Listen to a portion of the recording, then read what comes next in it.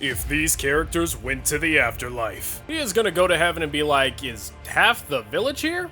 They're gonna tell him Boruto caused Konoha to be destroyed along with your adopted son. After Naruto regrets not wearing a costume, he would then ask, how's Sasuke doing? He would be informed that Sasuke is still on Earth, being out because he has only one arm and now only one eye because his dumb didn't take the arm they offered him. Naruto would be sick to his stomach and ask, and how's Sakura doing? Doing And Kakashi is washed after losing his Sharingan. The copy ninja can't copy no more. Luffy's spirit is gonna roam the sea, not because he's in love with the adventure and journey, even in death, to the point that his soul, ship, and crew never left the ocean, but because his dumb still wouldn't have found the One Piece even after death. So his soul is still searching for the damn treasure, and the only person who would be there is Zoro, because his soul wandered out of heaven and found Luffy due to pure luck. So it's back to just him and Brook now. L is going to die, wake up, and be shocked because his atheist is gonna be in shock that the afterlife exists, even though he literally met death gods. But he is the type to still be an atheist after like that, so when he sees the spiritual plane, his brain is going to be in an error 404 until someone shakes him back to reality. Then he's going to want to map and learn everything about the spiritual plane and true history. He would then enter places where sages reside and just spend eternity learning all there is to learn, eating junk food and wondering where the light is.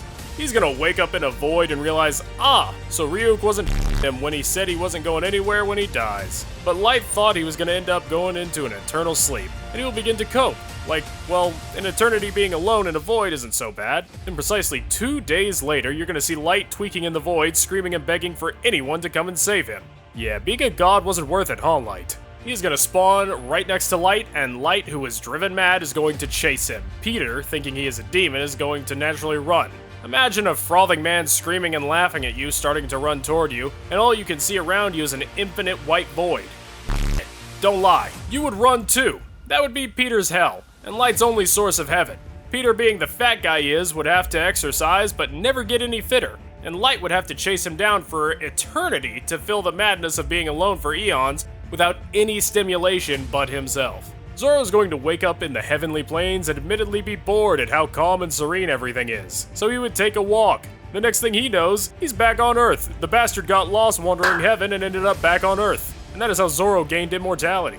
No matter how much the angels bring him back, he keeps wandering out. Man might f around and wander into the wrong afterlife. They are gonna have to retrieve him from frickin' Valhalla because he ended up in a drinking contest with Thor. When he wakes up in Ninja Hell, what, you thought he was going to Ninja Heaven? Nah, the best he's getting is at least being sent to the good parts of Ninja Hell. He will be like, well, besides the demons trying to fight him, it ain't so bad. Then he's gonna see like half of the Uchiha clan there waiting to jump him. They are going to fail because they lost to a kid Itachi. The f are they going to do against grown man Itachi? But it will be funny as hell getting your beat by the same motherfucker twice, ain't it? With all the Buddhist parallels and with Buddha in Gojo's life, he's eventually going to seek the path of a Buddha, which honestly would take Gojo multiple lifetimes to achieve because he is just so cocky and egotistical. But after eons, the best he's going to do is be the Monkey King's follower, because that man ain't never letting his ego go. You don't wake up and say you alone are the honored one and not be filled with pride. He and Escanor are the big two in terms of never letting their pride go. It's inconceivable. Batman can't die. He has to prep to prevent his death if death ever tries to sneak up on him. As a billionaire, he can buy all the best purified baby blood and Korean foreskin to keep himself young forever. Gotham truly will never be without the shadow of the Dark Knight watching over them, keeping them safe, putting them in debt because he refuses to kill people. But he sure as will put them in the hospital for 6 months with multiple life-threatening injuries. Gotham better stop committing crimes, otherwise an immortal bat is going to be hunting them until the sun explodes. And Joker's petty is going to get immortality somehow just because he wants to keep messing with Batman. Superman is going to be in heaven enjoying the rest of existence with his wife, kids, and friends, enjoying the fruits of living a good life. Then one day, he's going to hear the cries of an innocent person on Earth who is about to fall off a building. He would descend from heaven, breaking the laws of the universe to save them, because that is what Superman does. Hey yo, who's writing this? Why is there so much Superman glazing in here? Man, forget Superman, we team Goku in these parts. He is going to end up in heaven and begin laughing like he made it out of the hood, only for the angel to tell him, in life, you have the ability to live a good life. You were literally adopted by a rich, nice family and threw it away out of hate. Now that same hate will make you see heaven, but prevent you from entering. They would Sparta kick him into hell while the entire Joestar bloodline is smoking his pack as he falls into the fire. And Dio's unreasonable hating ass is still gonna be falling down screaming, "You caused this! You set your own self up." Let him rest. Leave him alone. Don't put him in no special place. Just let my boy chill in a field with Uncle Ben and his cheating girlfriend if she makes it. But the writers ain't gonna let that happen. They're gonna reset the universe and put him in a story where he loses his mom, dad, and uncle.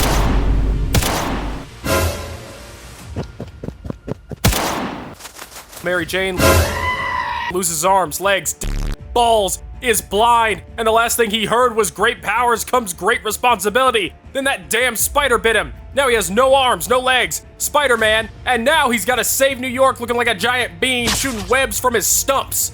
Give him the best afterlife. He deserves it. If your heaven pleasure is equal to the suffering you faced on Earth, heaven is going to be spoken about in stories. People are going to hope they suffered as much as he did to get a slice of what he is having because God damn was his life unnecessarily hard. The crazy thing is, he barely took a lot of hits to heart. I know if all my ops had betrayed me since the day I realized I was alive, I would be pretty untrusting of everyone. We are sending him to the same place we sent Shao Tucker.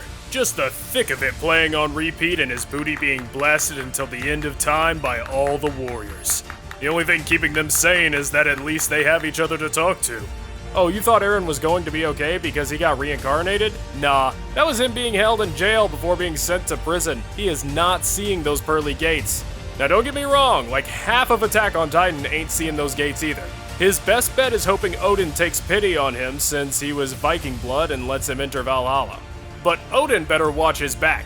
Eren is the type to stab a man in the back quickly, especially if he hears Mikasa is in Japanese heaven. He would do anything to try to get back the girl he fumbled. She would dive head first into hell for Eren, only to find out Valhalla transferred him up, so she would fight off all the forces of hell on some doom to get to Eren, only to see him being rizzed up by a Valkyrie. This would then cause Mikasa to start a single-woman war with the Valkyries for her man. Mind you, this is the same guy who did not f her while she was alive. Sure, she said Eren was like a brother to her, but come on, man. Read the room. Gon will make it to heaven. See, Killua is not there because he got more bodies than John Wick, and then jump off because he ain't living without the homie. Then they're gonna do a dynamic duo running Demon's Fades just for the fun of it. Although, keep them away from Tartarus before Hisoka gets a whiff. And you're gonna hear, Gon! And now we got a Code 69 Gunnar breach, call Zagrus! We gotta put him back in chains before he finds the kids! That man is going to be sealed in anti-Gunnar spirit anchors and kept at the bottom of Tartarus, as if he is a fusion of Diddy and Tai Lung. Don't mention anything about kids fighting or anything that might cause him to break out of his chains. They can keep his bound when he is suppressed. But when my post-mortem Gunnin flares, the underworld has to send its best to keep him subdued. I'm talking Zagrus, the Furries, and the Furies. Call Cerberus too, just don't let him escape. It's gonna be just bananas and wing sets and all manner of monkey paraphernalia until Godzilla shows up for the fate again. Because apparently he can cross dimensions. I know Kong's gonna be shook because he thought he could get away from one of his old ops by dying. But now Godzilla done pulled a Kid Buu and rolled up on a monkey heaven trying to get his lick back for when Kong slept his and was dragging him into the portal back in Egypt. Zilla a petty motherfucker. Lelouch is going to be sent to the Hall of Great Kings for his willingness to sacrifice everything, even himself, for his people.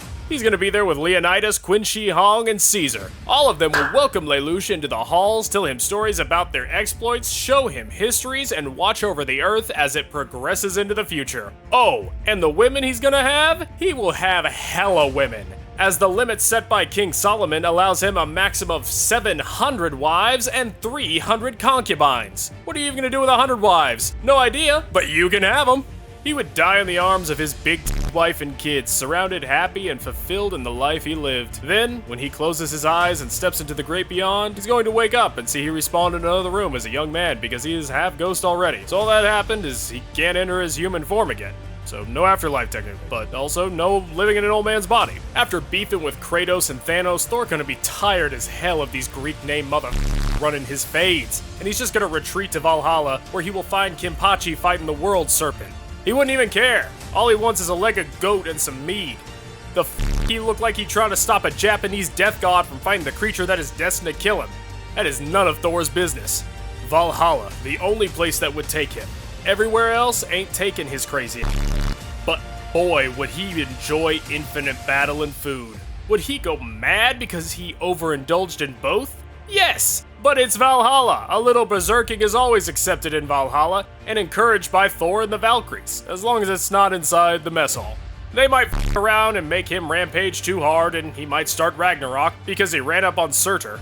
Doom, not willing to be held down by anyone, would f*** around and make his own afterlife for him and his people.